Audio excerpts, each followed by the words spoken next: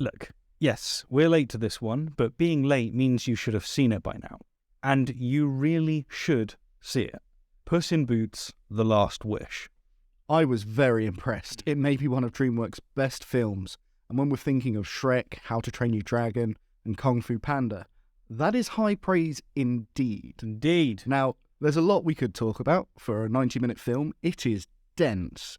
There's a lot of characters and strong development for most of them. Yeah. Quite a lot of action, comedy, and even elements of horror. And it handles them all expertly. Especially anything and everything to do with the big bad wolf. No, Steve, not that one. This one. So there's 3 antagonists in this film. First, we have Big Jack Horner, who makes for a hilariously evil villain. With absolutely no redeemable features at all. Yeah. You're not gonna shoot a puppy, are you, Jack? Yeah, in the face. Why? Then we have Goldilocks and the 3 Bears as a bounty-hunting crime family. We're looking for a cat. This cat. We've got an offer for him. But if there's one we really want to talk about, it's got to be the wolf. Corre, corre, gatito. He only has 3 major scenes, which is truly astonishing given the spine-chilling and lasting presence he has from the very get-go. He was so strong as an antagonistic force that a mere whistle from him changes the entire tone of a scene.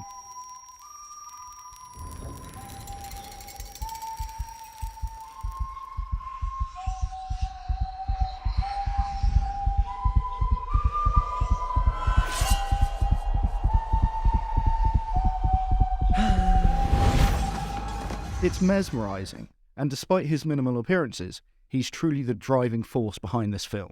But more on that as we get into it.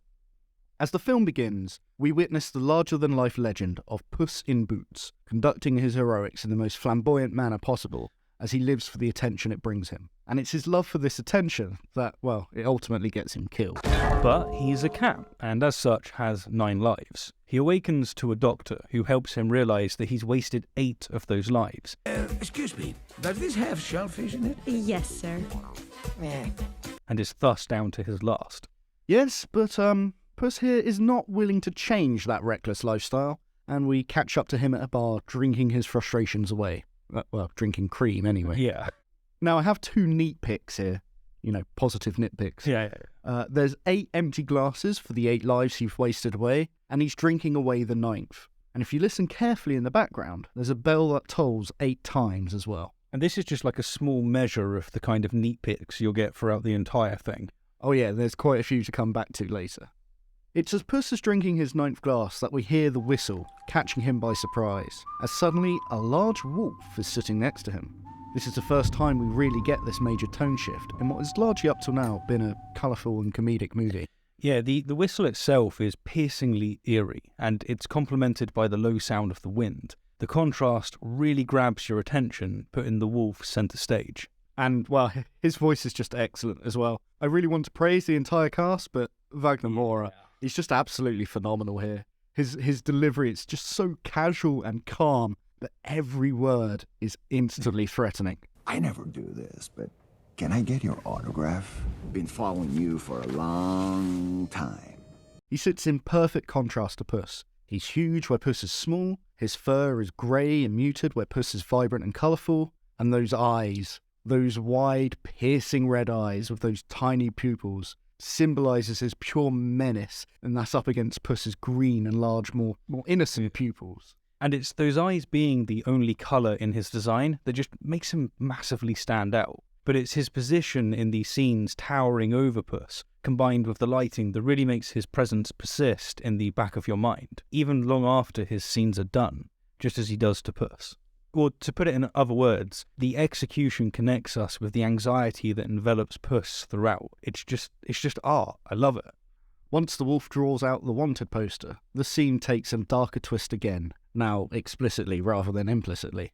Puss interpreting this moment as a bounty hunter who's after him. Puss in Boots laughs in the face of death. Bounty hunter. So I've heard. You will find your reward does not come easily.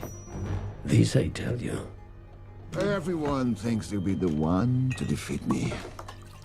But no one's escaped me yet. Seriously, I can gush over this guy's voice all day. It's awesome.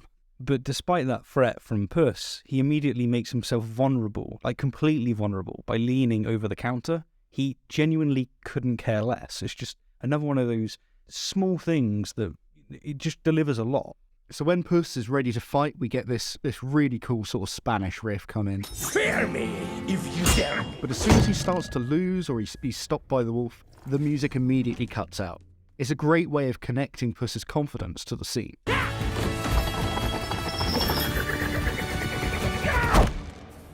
You're not living up to the legend.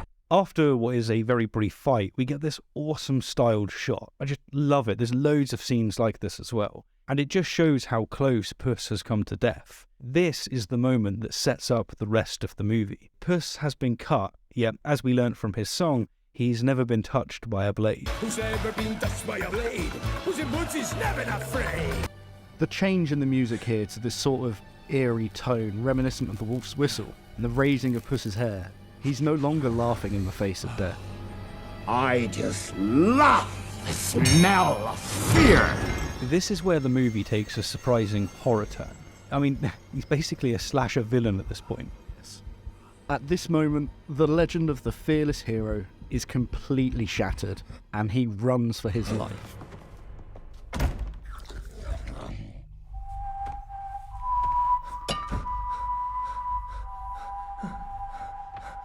And as if Puss couldn't be low enough, he's literally just crawled through a sewer.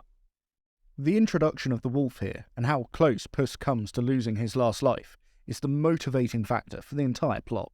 It's why he seeks out the wishing star. Terrified of the prospect of losing his last life, he wants his other 8 back. He wants to no longer live in fear, and self-centered as he is, he wants to restore his broken legend.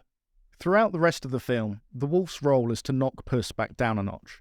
Every time he tries to rebuild his legend, any time he's enjoying the thrill and the danger, he's brushing with death, and the wolf is watching. Now, I particularly love this scene. It's just 10 seconds long and yet incredibly powerful. It's a reference to Charon from Greek mythology, you know, the ferryman who takes payment to carry the souls of the dead. So the wolf is issuing an imminent threat. He's saying, I've collected the payment, and now I'm coming to collect you. And it's all to the tone of his unsettling whistle. And when that scene comes later in the movie, and his true identity is revealed, You are no bounty hunter. You are Death. And I don't mean it metaphorically or rhetorically or poetically or theoretically or in any other fancy way. I'm death. Straight up. you had everything you needed to put this together yourself. And on subsequent watch-throughs, there's a few more neat picks we need to acknowledge. Let's go through them. During the fight with the giant, right at the beginning of the movie, you can see him in the alley behind the crowd. When we get the playbacks of Puss's 8 deaths, the wolf is lurking in the border of the art slides. At their first meeting, when Puss says, Puss in Boots slaps in the face of death. he has this very small twitch, scratching the wanted poster with his claw, and this is subtly indicating his irritation at Puss's arrogance. Then when he says, Everyone thinks they'll be the one to defeat me, but no one's escaped me yet. it takes on an entirely new meaning because he is literally death. And finally, at least for now, during their first fight, you can see the notches for each of Puss's deaths on his sickles. It's frivolous and All these little things just speak to the level of thought the creators put into this work. Anyhow, all good things must come to an end. As the film closes, we get a final confrontation with death, only now Puss is no longer afraid. He recognises that someday he will die, but until such a day, he should live for every moment. It's stoicism beautifully animated. And with Puss finally respecting life, death no longer sees a reason to take it. You're ruining this for me.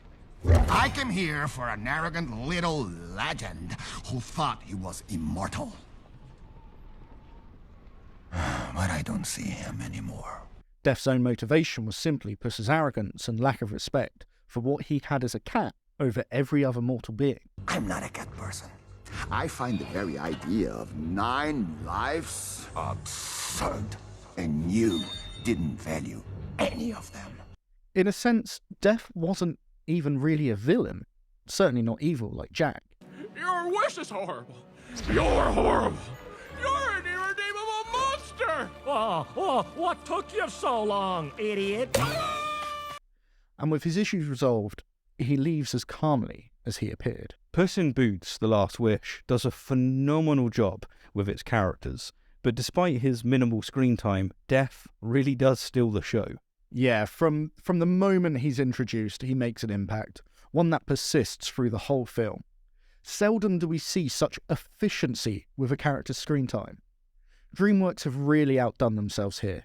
And, well, we didn't even talk about the art style, the soundtrack, or, even the other characters. It's just amazing. You know we will meet again, right? Sí, hasta la muerte.